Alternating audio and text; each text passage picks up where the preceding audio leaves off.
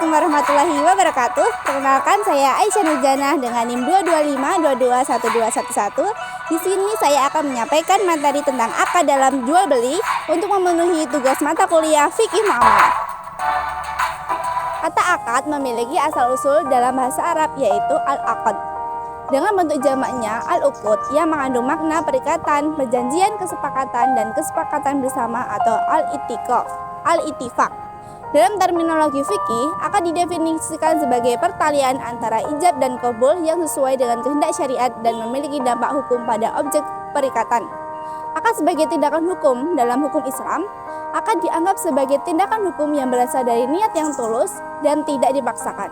Ada dua jenis tindakan hukum, antara lain hukum yang melibatkan perbuatan fisik seperti mengambil alih barang yang sah dan menerima barang yang telah dibeli. Tindakan hukum yang berupa perkataan dapat dibagi menjadi dua kategori, yaitu tindakan hukum yang merupakan akad, yaitu perjanjian antara dua pihak yang saling setuju, seperti kesepakatan dalam pembagian keuntungan.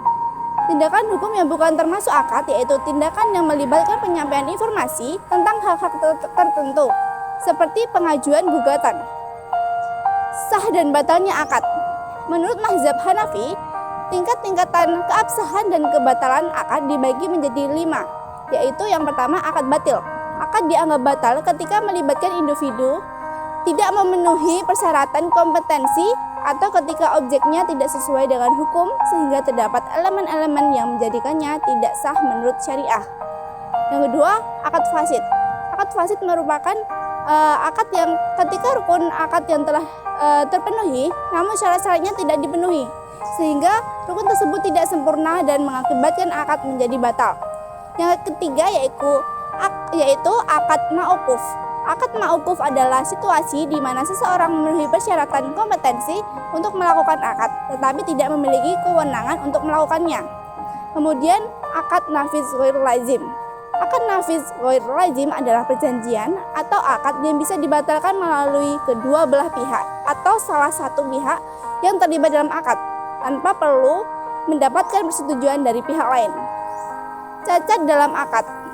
Faktor-faktor yang dapat mengganggu kejujuran dan persetujuan individu meliputi yang pertama paksaan atau intimidasi atau ikrah, kemudian kekeliruan atau kesalahan atau ghalat, kemudian penyamaran harga barang atau gupen, kemudian penipuan atau al-khilabah, kemudian penyesatan atau al-takrir, kemudian syarat-syarat akad. Itu ada syarat umum.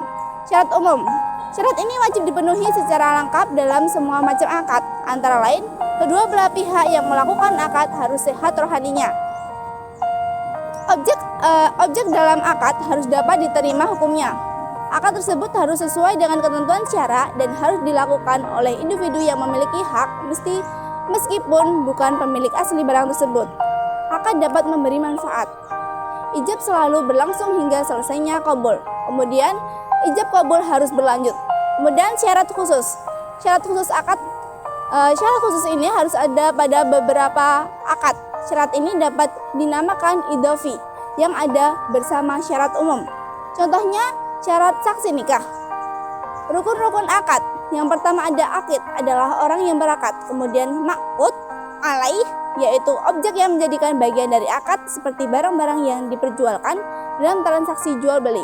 Kemudian ma'udu al-aqd, yaitu tujuan utama diadakan suatu akad tidak sama tergantung pada jenis akad yang dilakukan. Kemudian sigat al-aqd, yaitu ijab qabul tahap awal di mana seseorang menjelaskan niatnya untuk terlibat dalam sebuah akad. Fungsi akad dapat dilihat dari dua jenis objek, yaitu benda fisik dan kemampuan serta tindakan. Objek akad berupa benda. Dalam hal objek yang berupa benda fisik, kejelasan dalam akad berkaitan dengan apakah ada atau tidaknya penampilan fisik dari objek tersebut pada saat akad dilakukan. Objek akad berupa perbuatan atau keahlian. Tindakan atau keahlian yang menjadikan objek harus disajikan dalam detail dan pemahaman yang diperoleh dari berbagai pihak.